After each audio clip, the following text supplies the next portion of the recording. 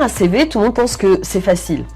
En soi, c'est pas très compliqué, il suffit de raconter son expérience. Il faut partir d'un secteur d'activité ou d'une offre d'emploi. S'informer sur l'entreprise, c'est très important aussi. Oui. Plus on sait de choses sur l'entreprise, c'est-à-dire sur le recruteur, eh ben, plus on a d'arguments pour le CV et pour la lettre de motivation. Quand tu réponds à un secteur d'activité ou à une offre, tu réponds à des attendus. Il y a des compétences très techniques et tu sais que tu vas matcher. Il y a des diplômes très précis et tu sais que tu vas matcher. Ce qui va faire la différence, c'est-à-dire tout ce qui est en plus. On parle de compétences en tous les cas qui sont en plus des compétences techniques.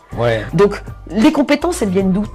De l'expérience universitaire, de l'expérience professionnelle et de l'expérience extra-universitaire, donc leur expérience personnelle ou de bénévolat ou de sportif de haut niveau, etc. Tout ça, etc. C'est important, Ça, c'est important. On va prendre un truc tout bête. Je suis vendeuse en parallèle de mes études. Quel type de compétences je développe? Le sens de la communication, l'écoute active, la capacité à gérer le stress. On sait que c'est des endroits où il y a du stress. La capacité à travailler en équipe, etc., etc. Donc c'est plus que de dire organisé, rigoureux. Et ça, c'est pareil pour... Il y a des étudiants qui n'ont pas d'expérience. Et bien là, c'est ton expérience universitaire qui va compter. Là, tu vas pouvoir... Il faut être capable, en fait, de valoriser sa formation. Pour ça, il faut lire le programme, par exemple. De relire le programme, de voir ce que les enseignants ont inscrit comme compétences, etc. Ça t'aide déjà à voir ce que toi, tu as acquis durant l'année. Ah oui, on met les compétences clés qu'il y a dans les plaquettes de formation, par exemple. Bien sûr.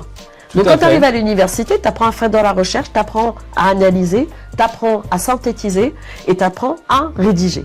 Est-ce qu'on doit mettre une photo sur le CV? C'est plutôt encouragé ou pas? Ça dépend du secteur. Par exemple, le secteur de la communication. Et puis aussi, ça dépend de l'année.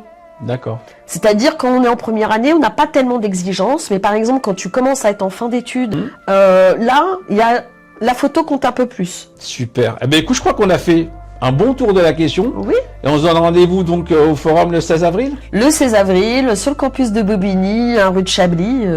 Ah bah c'est super. Merci beaucoup Véronique. À bientôt.